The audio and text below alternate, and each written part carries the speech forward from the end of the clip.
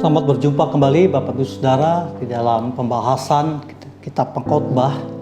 Yang kali ini kita akan bahas di bawah tema kefanaan berputar di bawah matahari. Di bawah dalam perikop Pengkhotbah pasal yang pertama, ayat yang kedua sampai ayat yang ke-11. Namun sebelum kita membaca dan membahas lebih lanjut, mari kita berdoa mohon Tuhan menolong memimpin kita dalam memahami firman-Nya. Ya Allah yang hidup, Allah sumber segala hikmat yang sudah menyatakan kehendak isi hati petunjuk-Mu melalui sabda-Mu, yaitu Alkitab.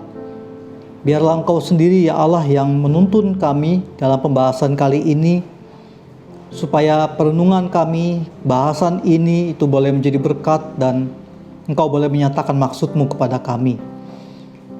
Biarlah kami boleh melihat kehidupan yang sementara ini, yang tampaknya sia-sia ini, itu lebih bermakna karena Tuhan yang memimpin dan mengaruniakannya kepada kami. Oleh sebab itu, kami serahkan saat pembahasan firman Tuhan ke dalam tangan-Mu. Di dalam nama Tuhan Yesus, kami berdoa dan bersyukur kepada-Mu. Amin. Pengkhotbah pasal yang pertama, ayat yang kedua sampai ayat yang ke-11. Kita akan baca nanti sepanjang pembahasan. Mari kita mengawalnya dengan dua kata kunci yang penting dalam kitab Pengkhotbah, dua kata kunci yang merangkai atau menjalin kitab ini menjadi satu kitab yang unik, menarik. Yang pertama adalah kata kesia-siaan. Dalam bahasa aslinya, kata kesia-siaan itu memakai kata hevel. Tulisannya hebel, memang dibacanya dalam dialek Ibrani itu hevel. Kata hevel itu diterjemahkan dalam Alkitab kita sebagai kesia-siaan atau sia-sia dalam Pengkhotbah. Ada 30 ayat dalam kitab Pengkhotbah yang mengandung kata hevel atau kesia-siaan ini. Hevel sendiri memiliki makna harfiah, nafas, angin, atau uap. Tapi seringkali Bapak Ibu Saudara, termasuk di dalam kitab Pengkhotbah, hevel tidak hanya sekedar berarti uap, angin, atau nafas. Hevel lebih bermakna, lebih memiliki makna yang mendalam dalam artian kesia-siaan yang bukan sekedar tidak ada gunanya atau percuma. Bukan itu Bapak Ibu Saudara. Kata hevel yang diterjemahkan di dalam Alkitab berbahasa Indonesia sebagai kesia-siaan itu memiliki makna singkat, sementara, atau fananya hidup ini. Jadi bicara tentang kehidupan yang singkat, sementara, atau yang lebih tepatnya lagi fana.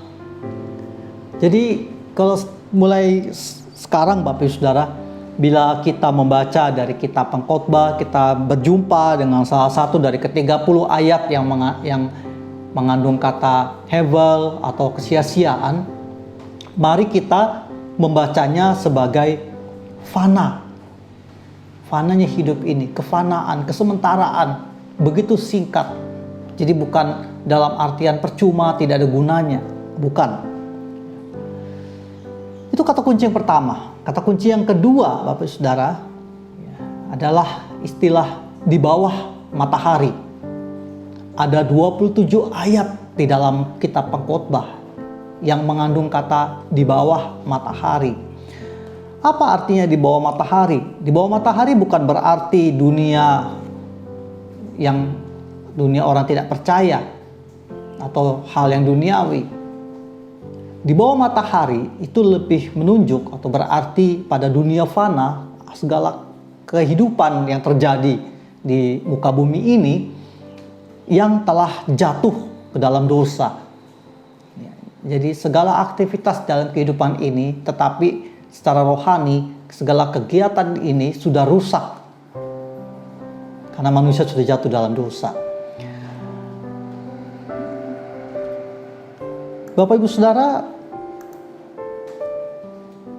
ada satu rumusan masalah kemudian yang menjadi pertanyaan masalah dari kitab pengkhotbah yang Kohelet atau pengkhotbah itu pikirkan, kaji baik-baik, lalu nanti dia akan ambil kesimpulan yang penting di mana Allah menggerakkan Kohelet untuk memikirkan, untuk menimbang dan kemudian menuliskannya dalam kitab ini, dan itu Allah jadikan sebagai pesannya, sabdanya kepada kita umatnya.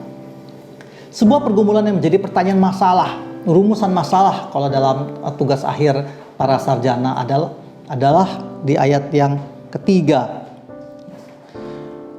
Apakah gunanya manusia berusaha dengan jerih payah di bawah matahari? Apa gunanya manusia berjerih payah di bawah matahari? Kalau ternyata semua usahanya, segala hal yang sedang berlangsung di bawah matahari adalah sia-sia atau fana. Dan menarik, sekali lagi kembali ke kata fana itu di ayat yang kedua itu diulang sampai 3 kali. Tapi mari kita membacanya dengan makna yang lebih tajam, yang lebih tepat di ayat yang kedua itu. Kefanaan belaka, kata pengkhotbah. Kefanaan belaka. Segala sesuatu adalah fana.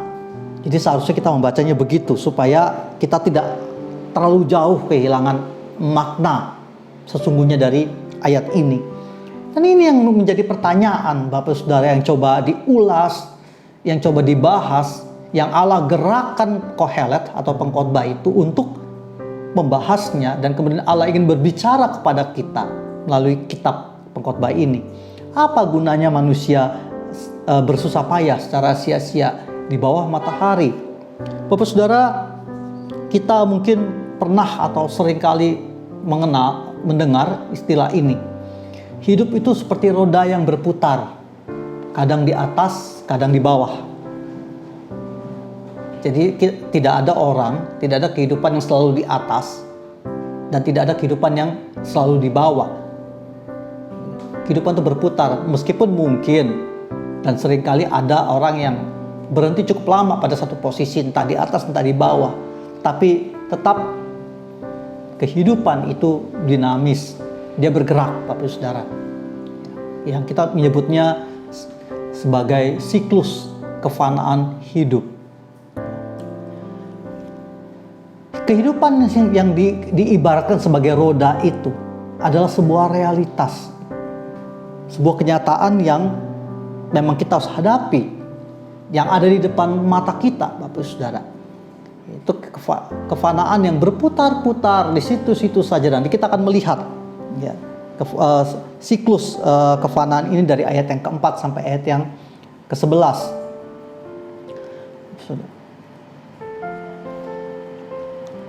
Kohelet atau pengkhotbah, Bapak Saudara, mengamati alam ya, sebelum dia masuk kepada manusia. Kohelet mau melihat lebih dulu kepada kehidupan, yaitu alam semesta yang menjadi lingkungan hidup manusia ini.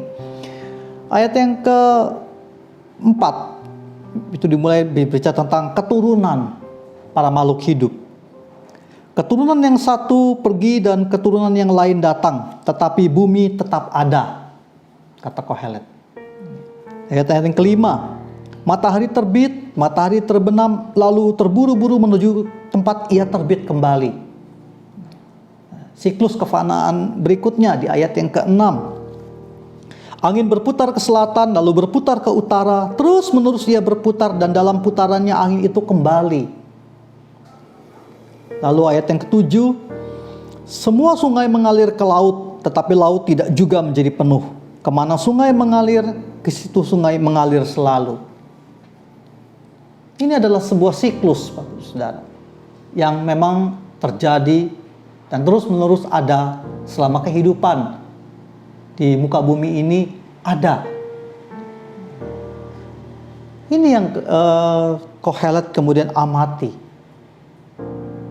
Dari siklus ini, Bapak Saudara, Kohelet atau pengkhotbah itu mencoba menggali dengan segala daya dan hikmat yang Allah karuniakan kepadanya, dengan analisa, dengan mengkaji Kohelet mencoba untuk mendapatkan sebuah makna dari kitab pengkhotbah ini. Siklus kehidupan, kefanaan hidup yang dilihat oleh Kohelet dalam pasal 1 ini juga berbicara tentang soal kepuasan. Di pasal 1 ayat yang ke-8, Kohelet menulis, segala sesuatu menjemukan sehingga tak terkatakan oleh manusia. Mata tidak kenyang melihat, telinga tidak puas mendengar. Bapak Saudara pernah menginginkan sesuatu. Misalnya, ya, ada orang yang begitu ingin sekali makan bakmi. Dia membayangkan kalau dia bisa dapatkan bakmi itu, menyantapnya, maka dia akan bahagia. Apakah ketika orang itu kemudian berhasil mendapatkan bakminya, menyantapnya, dan mungkin nambah satu porsi lagi, apakah dia setelah itu bahagia dan tidak akan pernah lagi perlu bakmi karena cukup sekali makan dan dia akan kenyang dan puas dengan bakmi kesukaannya itu? Tidak, bukan. Kita akan mengalami ketika kita makan berlebihan, misal sampai 3 porsi, 4 porsi, maka kita akan mual. Dan mungkin untuk jangka waktu yang lama kita tidak mau lagi lihat bakmi itu.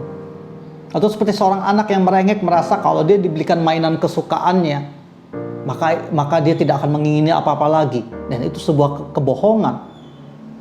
Itu yang disebut dengan hevel, Bapak Saudara. Segala sesuatu menjemukan. Ketika kita mendapatkan apa yang kita sangat inginkan, sangat dambakan, maka kita tidak akan berhenti pada puas, bahagia. Tidak. Akan tiba masanya bahwa kesenangan itu, kepuasan itu akan memudar seiring waktu. Dan kita akan kembali kepada titik hampa semula.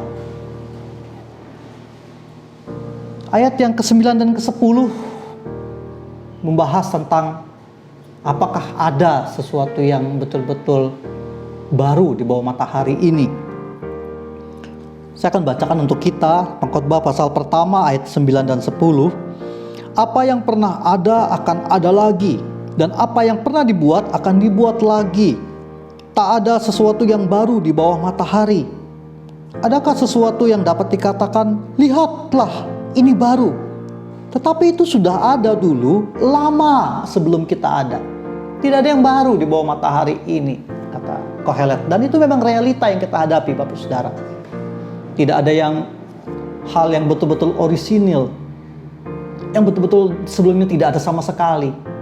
Karena kehidupan ini bukan Allah yang mampu mengadakan dari tidak ada sama sekali.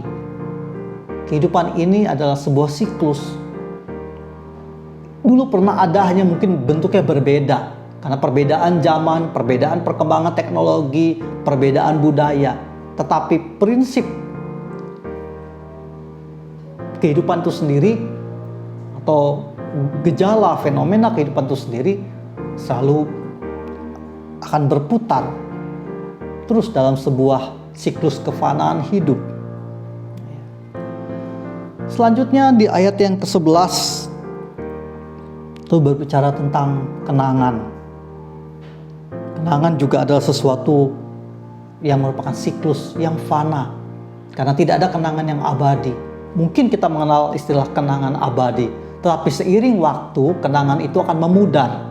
Ayat yang ke-11 Pengkhotbah pasal pertama, kenang-kenangan dari masa lampau tidak ada, dan dari masa depan yang masih akan datang pun tidak akan ada kenang-kenangan pada mereka yang hidup sesudahnya.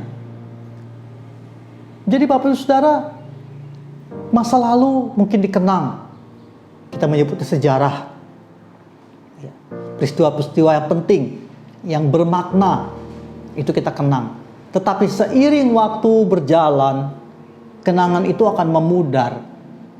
Dia tidak akan lebih hanya dari sekedar sebuah data sejarah, catatan sejarah, yang semakin lama nilai emosionalnya, warna sejarah itu akan memudar.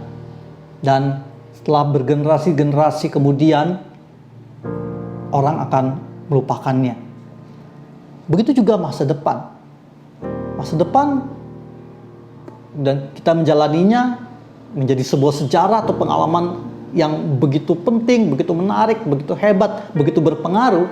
Tetapi bagi generasi kedua, ketiga, dan selanjutnya setelahnya, mereka akan semakin lama semakin melupakannya, Bapak Saudara. Sampai di sini pengkhotbah ingin menyampaikan kepada kita bahwa apapun yang terjadi di bawah matahari, di tengah dunia yang fana ini, semuanya sementara, sia-sia. Tidak ada yang bernilai abadi, tidak ada yang kekal, tidak ada yang bisa kita dapatkan dan itu seterusnya menjadi milik kita. Tidak, Bapak Saudara. Semua akan pudar kalau tidak hilang atau rusak. Apakah ini berarti kehidupan itu menjadi tidak bermakna? Kalau hidup ini sia-sia, atau dengan makna yang lebih tepat, kalau hidup ini fana, lalu bagaimana? Maka sang Kohelet atau pengkhotbah, melaluinya Allah berusaha memberikan jawaban dengan hikmat yang Allah karuniakan kepada sang Kohelet atau pengkhotbah, dengan pengamatannya seumur hidupnya, dengan pengalaman sepanjang hayatnya, dengan semua kemampuan mengkaji, menganalisa.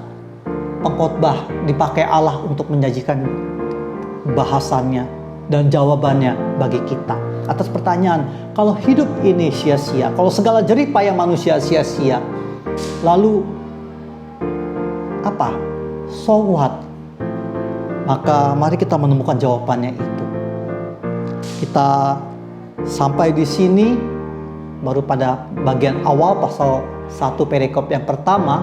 Kita menjumpai dua kata penting, yaitu hevel, kesia-siaan, dan di bawah matahari. Dan kita dihantar juga dengan pengenalan bahwa kehidupan ini sebuah siklus yang sia-sia. Tetapi justru itu ada satu yang menarik, karena dari siklus yang kelihatan sia-sia, dari kehidupan yang diibaratkan sebagai roda yang berputar itu, ada makna yang lebih dalam, dan kita